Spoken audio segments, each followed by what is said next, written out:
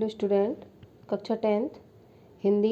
इसमें जो संस्कृत का पोर्शन लगा हुआ है उसमें हम लोग प्रथम पाठ जो वाराणसी है उस पर चर्चा कर रहे थे। मैं इसके पहले की 3 व्याख्याएं आप लोगों को पढ़ा चुकी हूँ। आज लास्ट इस लेसन की चौथी व्याख्या पे हम लोग चर्चा करेंगे। चौथी व्याख्या ये भी आप लोगों की इम्पोर्टेंट है और ये बोर्ड में कई बार पूछी गई है। जैसा कि मैंने यहाँ नोट डाउन किया है, आप लोग देख सकते हैं। ये आपकी 15, 13, 11, 10, 8, 7 और 6 इतने सन में ये व्याख्या आप लोगों की बोर्ड में पूछी जा चुकी है। तो जो संस्कृत की व्याख्याएं हैं जिसमें पहला पाठ वाराणसी है, ये मेरे हिसाब से इम्पोर्टेंट है बोर्ड परीक्षा के लिए। इसमें जैसे गद्यांशों का संदर्भ सहित अनुवाद जो मैंने और पीछे आपको पढ़ा चुकी हूँ पूछा गया था, वैसे ही इसमें भी आपसे प्रश्न पूछा जाएगा। दिए हुए गद्यांश की संदर्भ सहित व्याख्या कीजिए। तो संदर्भ मैंने आप लोगों को बताया था कि जब भी हम संदर्भ लिखते हैं तो संदर्भ में हमें पाठ का नाम लिखना होता है। इसमें राइटर होते नहीं हैं तो ओनली हम पाठ का नाम लिखते हैं।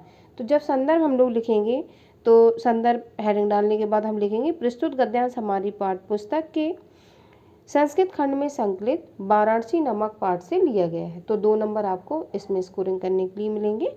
फिर इसके बाद किस चीज़ पे चर्चा की गई है, तो जो वाराणसी आपका पाठ है इसमें आपकी वाराणसी के प्राचीन गौरव और महत्व पर प्रकाश डाला गया है इस चौथी व्याख्या में। तो आइए पहले हम अर्थ देखते हैं, फिर किस तरीके से नोट्स बनाने हैं। मैंने पीछे आप लोगों के नोट्स बनाए हुए हैं अर्थ लिख के। तो अगर आपको अर्थ नहीं भी समझ आता है तो ये थ्योरी आप देख के अर्थ तैयार कर सकते हैं। मैं सारी मीनिंग्स आपको बताऊंगी और पढ़ाने का अपनी सिंपल भाषा में प्रयास करूंगी।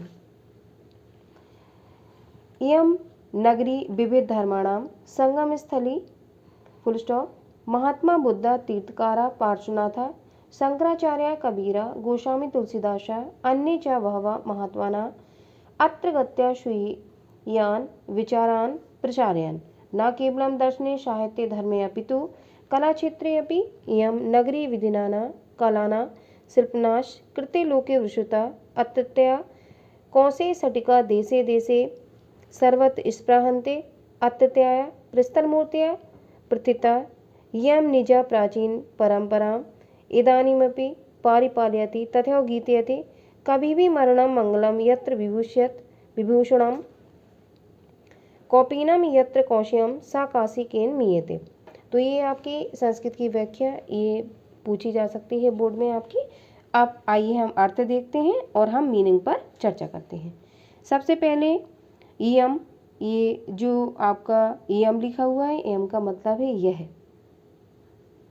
और नगरी आप जानते हो नगर को कहते हैं, विविध कहते हैं विभिन्न, और धर्माणाम कहते हैं धर्मों को। संगम स्थली मतलब संगम जहाँ पे कई सारी नदियाँ एक साथ मिलती हैं उसको हम संगम स्थली कहते हैं। तो इस प्रकार क्या हुआ, यह नगरी विभिन्न धर्मों की संगम स्थली है।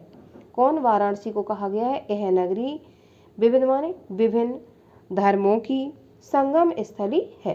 महात्मा बुद्ध तीर्थकारा पार्श्वनाथ, तो महात्मा बुद्ध तीर्थकार पार्श्वनाथ शंकराचार्य कबीर गोस्वामी तुलसीदास और अन्न माने और भी, और चा लगा हुआ है तो और, तो इतने सारे लोग के अलावा भी, और अन्न वह माने बहुत से, महात्मा माने महात्मा, अत्रगत माने यहाँ आकर, श्रियान माने अपनी। ये मीनिंग्स आप मैं जो बोलती जा रही हूँ उसको नोट डाउन करेंगे। अपने विचारान माने विचारों को, प्रसारण माने फैलाते हैं। तो क्या मतलब हुआ, महात्मा बुद्ध तीर्थकार पार्श्वनाथ शंकराचार्य कबीर गोस्वामी तुलसीदास और अन्य बहुत से महात्मा यहाँ आकर, अत्रगत माने यहाँ आकर, श्रियान माने अपने, विचारान माने विचारों को, प्रसारण माने फैलाते हैं। Full stop.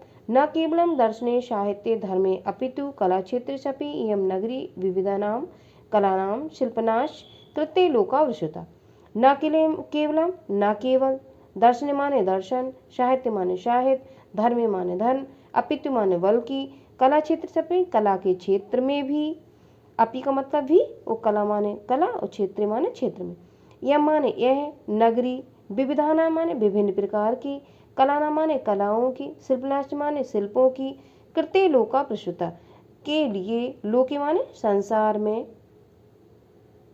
प्रसूता माने प्रसिद्ध है। तो क्या मतलब हुआ इसका? यह नगरी जो है वो न केवल दर्शन के लिए, साहित्य के लिए, धर्म के लिए, बल्कि कला क्षेत्र में भी यह नगरी विभिन्न कलाओं और शिल्पों के लिए विश्व प्रसिद्ध है या संसार में प्रसिद्ध है। आगे देखिए, अत्रत्या कौशे षडिका देशे देशे इस सर्वत्र स्पृहन्ति। अत्रत्या माने यहाँ, कौशाय षटिका ये मीनिंग आप लोग लिख लीजिए, रेशम की साड़ियाँ। किसको कहते हैं? रेशम की साड़ियाँ। कौशाय षटिका क्या मतलब हुआ? रेशम की साड़ियाँ। यहाँ रेशम की साड़ियाँ देशे देशे देश विदेश, सर्वत्र माने सभी जगह, स्पृहन्ति माने कहते हैं पसंद करते हैं, पसंद करते हैं। तो क्या मतलब हुआ? यहाँ रेशम की साड़ियाँ देश विदेश में सभी जगह पसंद की जाती हैं। अत्रत्या प्रस्तुत मूर्तियाँ प्रतिता। अत्रत्य माने यहाँ की, प्रस्तर मूर्तियाँ माने पत्थर की मूर्तियाँ, प्रतिता माने प्रसिद्ध हैं। प्रतिता माने प्रसिद्ध है और प्रस्तर मूर्तियाँ माने प्रस्तर कहते हैं पत्थर को, तो पत्थर की मूर्तियाँ, पत्थर की मूर्तियाँ प्रसिद्ध हैं। यम निजा, आगे देखिए, एक मिनट। यम निजाम प्राचीन परंपराम इदानीमपि परिपालयति। यह निजाम माने अपनी प्राचीन परंपरा का आज भी परिपालयति माने पालन कर रही है। तो यह आज भी प्राचीन परंपरा का पालन कर रही है। तथो गीतयति, कभी भी, तभी, आगे देखिए, इसलिए कवियों द्वारा गाया गया है। इसलिए कवियों, कभी भी मतलब कवियों द्वारा, गीतयति माने गाया गया है। क्या गाया गया? नीचे श्लोक दिया गया, मरणम मंगलम यत्रम विभूषति विभूषणम। मरणम आप जानते हो, मरणम किसको कहते हैं? मरना। क्या कहा गया यहाँ पे? मरना भी क्या कहते हैं कि मरना भी कैसा है? मंगलकारी है या कल्याणकारी है। तो यहाँ मरना भी कैसा है? कल्याणकारी है। यत्र विभूषति विभूषणम, और विभूषति, विभूषति का क्या मतलब होता है? विभूषति हम कहते हैं जो भभूत होती है या जिसको भस्म कह सकते हैं। तो आप लिख लीजिए, विभूषति का मतलब क्या हुआ? भस्म। और विभूषण माने आभूषण या सुशोभित करती है। तो यहाँ की जो आपकी भस्म है वो भी कैसी? आपको सुशोभित करती है। कौपीन यत्र कौशाया सा काशिकेन मीत्यते। कौपीन कहते हैं लंगोट को। किसको कहते हैं? लंगोट को। लंगोट। संदर्भ में आपको बता चुकी हूँ। संदर्भ में हमें क्या लिखना होगा? प्रस्तुत गद्यांश हमारी पाठ्य पुस्तक के संस्कृत खंड में संकलित वाराणसी नामक पाठ से लिया गया। तो पहली व्याख्या मैंने जो बताई थी उसमें आप लोगों को लिखकर बताया किस तरीके से लिखना है। तो एक लेसन में पूरा संदर्भ एक जैसा ही रहेगा, बार बार लिखने की जरूरत नहीं होगी। प्रस्तुत गद्यांश में वाराणसी के विश्व प्रसिद्ध कारणों पर प्रकाश डाला गया है। अनुवाद जो मैंने आपको निकाल के बताया, आपको रटना नहीं है, उसको पढ़ के समझ के तैयार करना है। यह नगरी विविध धर्मों की संगम स्थली है, ये मैंने आपको बताया है। महात्मा बुद्ध, तीर्थकर पार्श्वनाथ, शंकराचार्य, कबीर, गोस्वामी तुलसीदास और अन्य बहुत से महात्माओं ने यहाँ आकर अपने विचारों को फैलाया है। केवल दर्शन और धर्म साहित्य के क्षेत्र में ही नहीं, अपितु कला के क्षेत्र में भी यह नगरी तरह तरह की कलाओं और शिल्पों के लिए विश्व प्रसिद्ध है। यहाँ की रेशमी साड़ियाँ देश विदेश में पसंद की जाती हैं। यहाँ की पत्थर की मूर्तियाँ प्रसिद्ध है, ये मैंने आपको बताया भी अर्थ में। यह अपनी प्राचीन परंपरा का इस समय भी पालन कर रही है, इसलिए कवियों के द्वारा गाया गया है। क्या गया? मरना कल्याणकारी है, जहाँ मरना कल्याणकारी है, जहाँ शरीर पर भस्म लगाना ही आभूषण है, भस्म लगाना ही आभूषण है।